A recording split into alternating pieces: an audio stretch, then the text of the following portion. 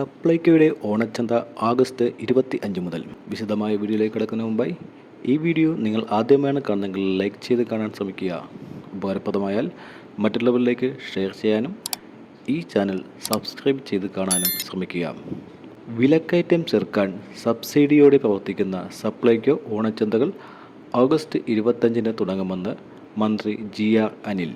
September 4 വരെ 10 ദിവസമാണ് ചന്തകൾ പ്രവർത്തിക്കുന്നത്.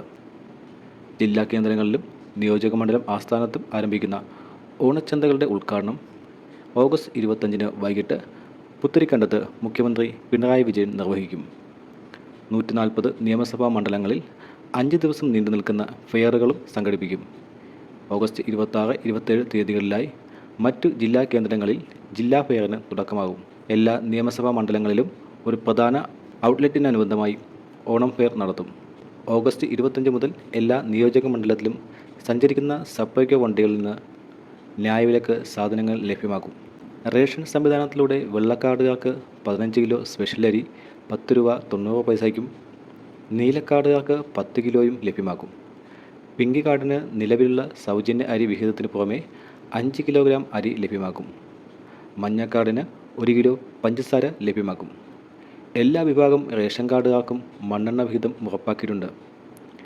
സബ്സിഡി വെളിച്ചെണ്ണ ലിറ്ററിന് 341 രൂപയ്ക്കും അര ലിറ്റർ 179 രൂപയ്ക്കും ലഭ്യമാക്കും.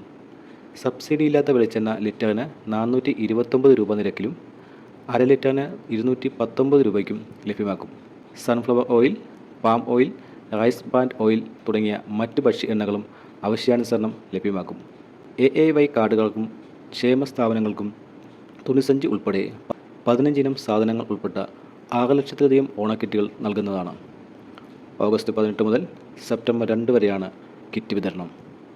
സബ്സിഡി സാധനങ്ങളിൽ വൻപയർ 75 രൂപ എന്നുള്ളത് മാറ്റി 70 രൂപയായി വില കുറയ്ക്കും. തൂരപ്പരിപ്പ് 105 രൂപ എന്നുള്ളത് 93 രൂപയായി മാറ്റും. സബ്സിഡി മുളക് അര കിലോ എന്നുള്ളത് മാറ്റി 1 കിലോ ആക്കും. ഓണക്കാലത്ത് തടസ്സമില്ലാതെ മുഴുവൻ സബ്സിഡി സാധനങ്ങളും ലഭിക്കാനുള്ള ക്രമീകരണങ്ങളും ഏർപ്പെടുത്തി. ഇത്തരം ഉപകാരപ്രദമായ വീഡിയോകൾ നിങ്ങൾക്ക് ലഭിക്കുന്നതിനായി ഈ ചാനൽ സബ്സ്ക്രൈബ് ചെയ്യുക.